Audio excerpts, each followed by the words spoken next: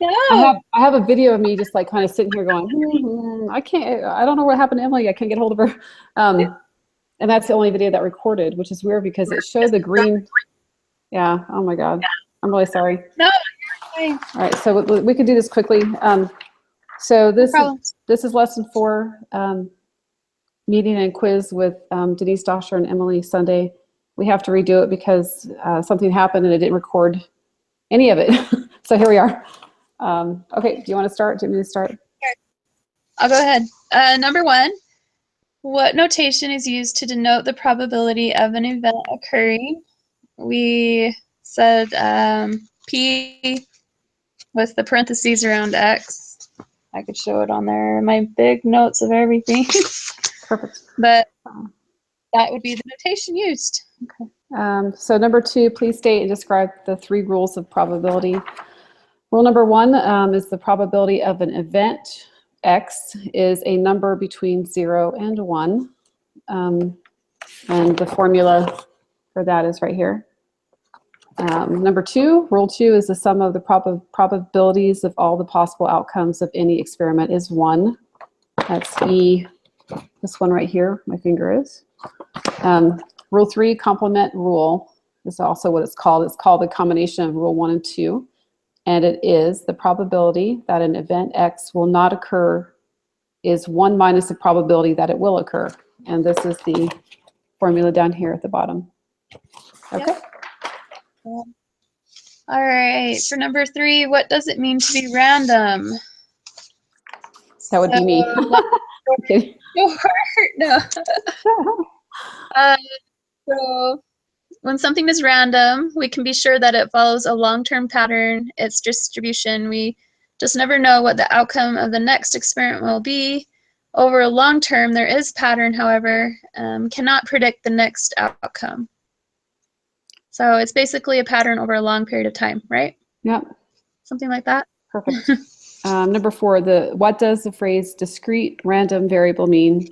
They tell us in the book that discrete is, the definition is kind of not where we are at this point. We won't be able to understand it. But what it does say is that it's a variable that varies. It's random if the value follows a specific distribution long term. So. Yep. Part 2. You explain this really good. I'm trying to find my paper now. Okay. Oh, I can't do the. An 8-sided die has 8 possible outcomes for each roll, and it's 1 through 8. Calculate the probability of rolling a number greater than 5. So basically, I have my answer as 3 8s, and we talked about how because anything greater than 5 is 6, 7, and 8, each with being 1 8, and then to figure out the probability of not, you take 1 minus the decimal configuration of 3 divided by 8, which is 0.375, and you get 0.625 5/8, right? Yep. Perfect. Yep. So we already took the quiz. The first time we took it, I only missed the one question. We retook it and it got 100%, but we'll review the quiz quickly now. So I have that pulled up. I don't know if you do. So question 1 and 2 obviously are true and true. Question 3 says human blood can be classified into one of 4 basic types, O, A, B, and AB. The proportion of people in the population of the United States with each of these blood types is summarized in the following table.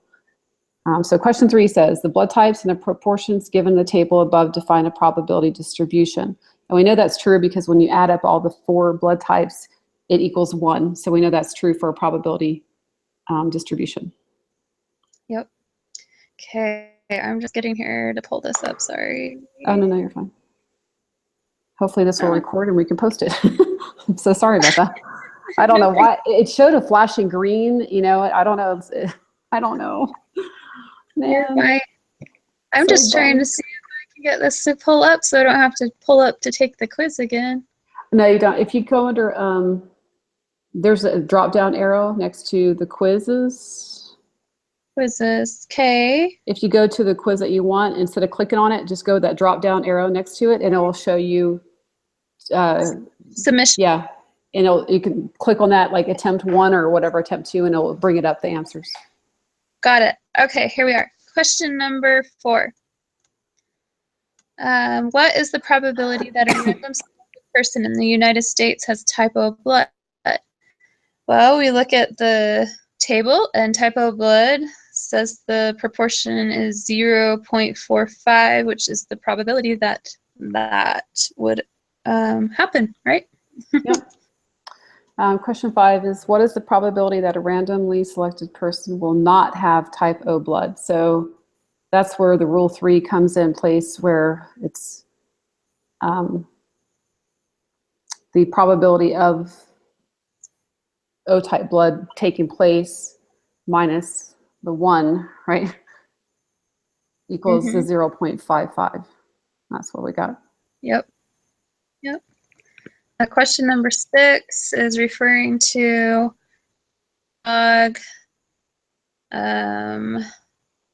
figuring out the specimens that were derived from bladder of a cancer patient.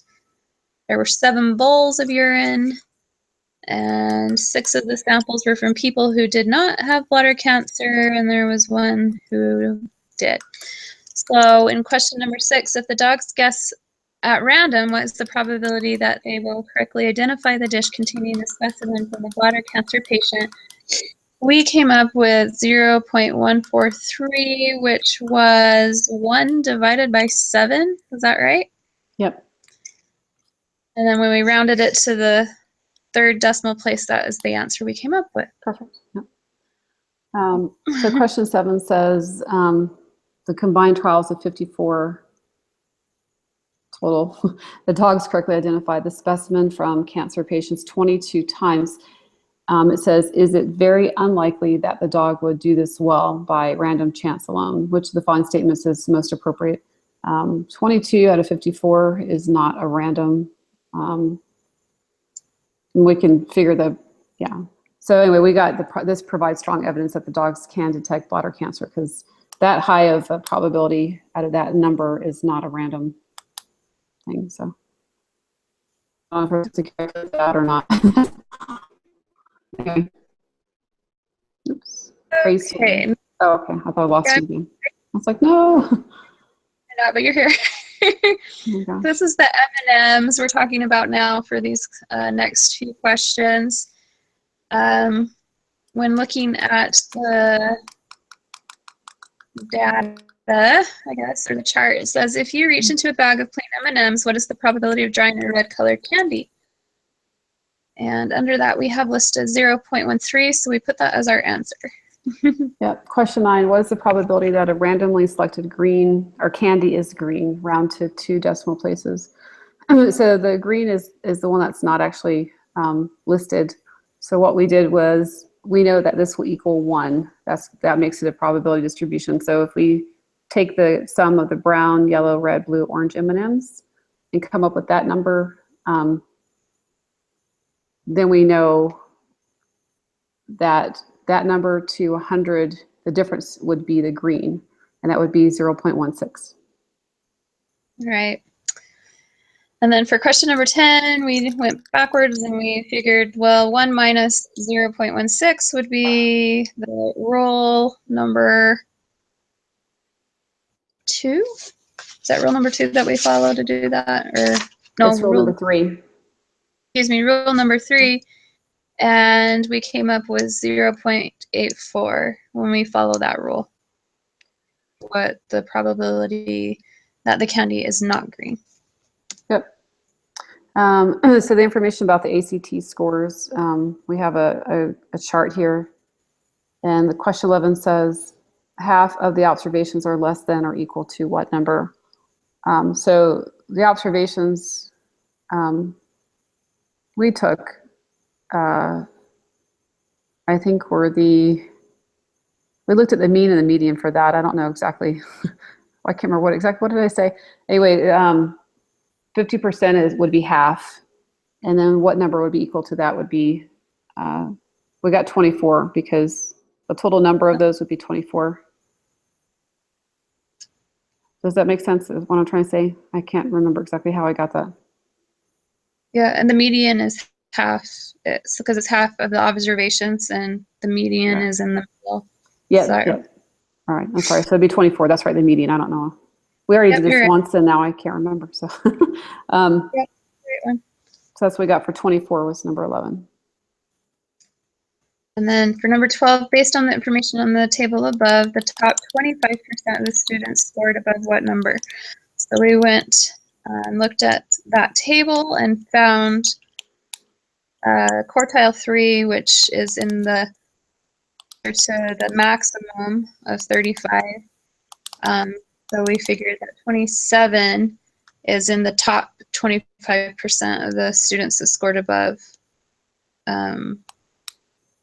Scored that number above. Does that make sense? Yeah. Yes. Do I make sense? Yeah, it's so fortunate because we did this once already, and now we're having to go back and as tired as we are. My fault. Sorry about that. Question 13 says, which of the following statements is not one of the 3 rules of probability? So we know that the probability of an outcome will not occur as 1 minus the probability that it will. So we know that that's rule 3. A probability is a number between 1 and 0. That's rule 1. If the probability is high, then the probability is positive. If the probability is low, then the probability is negative. There is no negative in the probability. And then we know that the last answer is true. So it's the third one. The probability is high, then the probability is positive. That one is the answer to 13. Yep. So, yeah. Alrighty. Hold on 1 second, if you don't mind. I want to get, so I don't mess this up again. You're okay, fine. so, yeah, so those are our answers, and I think we understand for the most part. I think it's easier when the more you practice it. So, all right. I'm going to stop broadcasting and wish me luck. Good night, everyone. Thanks. Bye. We know. We're doing it again. I will. Bye.